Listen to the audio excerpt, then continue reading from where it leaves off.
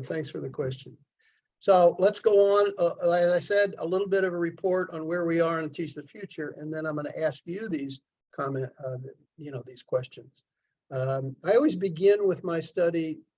Anything I talk about the future, I begin with the past.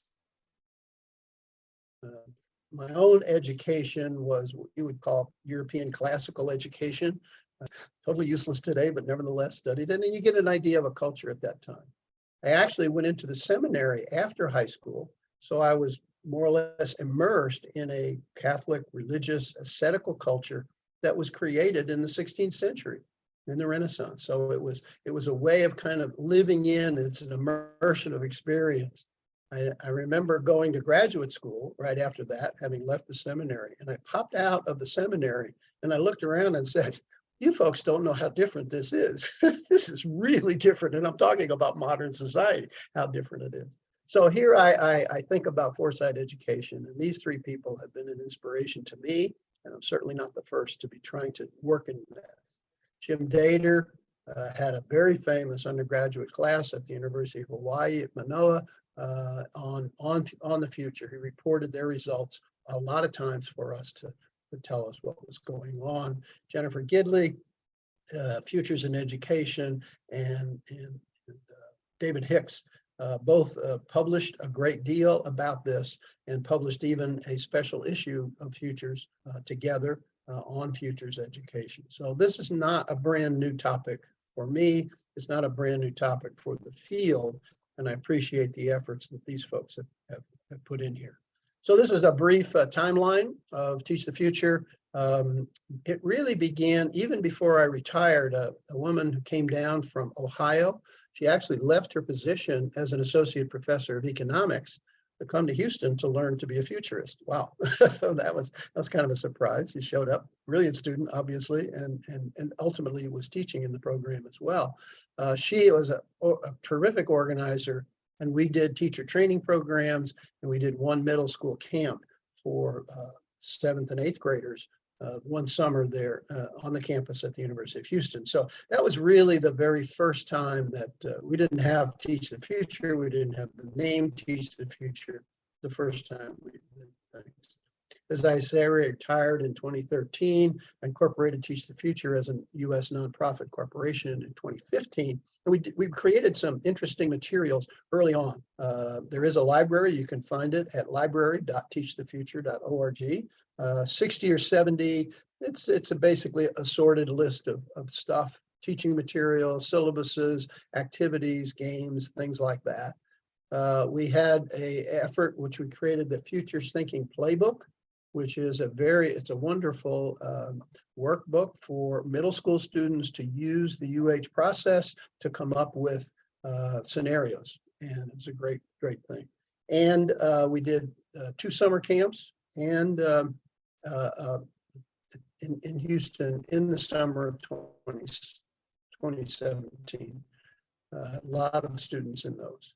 I went on the road after that in Texas to try and tell people, we have this book, we have these camps, why don't you tell people within school districts? And I did the old-fashioned thing. I mailed them all a letter. I followed it up with an email. I followed it up with a phone call, more than one. And I started with about 150 school districts it's called the Texas Triangle: Houston, Dallas, San Antonio, Central and East Texas. And I got 20 appointments. I'd love to talk to you about Teach the Future. I talked to all 20. These would tend to be mid-level administrators within school districts. They were in charge of the Gifted and Talented program. They were in charge of the Advanced Placement program. So they were dealing with advanced academics in general. Every single one of them said, this is a great idea. Please keep doing this. Could we have a summer camp in your district? No. Could we have a teacher training program in your district?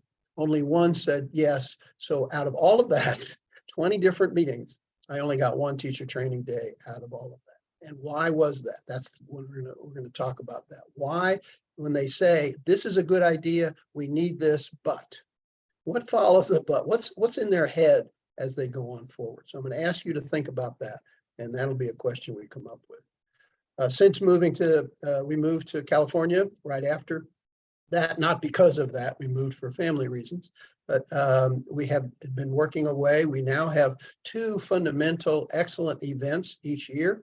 One of them is called World Futures Day, which is on March the 1st each year.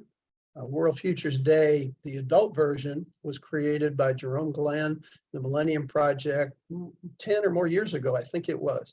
It's essentially a 24-hour, 1 hour per time zone conversation about the future. No agenda, no particular structure. They just basically set up and get facilitators, and they get a Zoom call going that goes on for 24 hours. We said, well, that's a good idea. We need to have young people participate in that. The problem is when young people are in groups with adults, they tend to be quiet. They've been tooled. They don't know as much, and they tend to be less verbal and therefore lower participation. So we said, we need another webinar, another Zoom call where we have young people in it. And I think last year was the first year where we really succeeded. We had 2 facilitators in every time zone, every one of the 24 time zones around the world. One was a young person, 25 or under, and the other was an older person, 25 and older. And so they were there facilitating, discussing, and we got a number of young people to participate. Still a majority of adults, but young people were in participating. So, Basir, I do hear young people talking once in a while in these kind of meetings. The other major program that we have going on is, as I mentioned, called Next Generation Foresight Practitioners. And that is a competition for 12 to 18-year-olds to compete for cash awards on projects that they are working on connected to one or more of the UN Sustainable Development Goals. And that competition, the applications are closing tomorrow. We will have judges judging on these over the next month, and we'll announce the winners as we have the last 2 or 3 years in late August or in September. In the meantime, in order to fund our work, we have also engaged in continued a practice that I was doing, which was adult training and foresight education. We created a new brand and called it Foresight Fundamentals, and a long string of courses in Canada.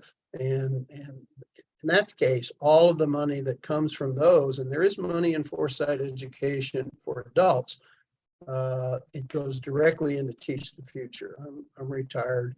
Nobody makes any money. We have some facilitators who are some of our volunteers, and they do facilitation. But most of the funds go directly into Teach the Future and support our work there. So that's basically where Teach the Future began and where it is where it is today. Let me pause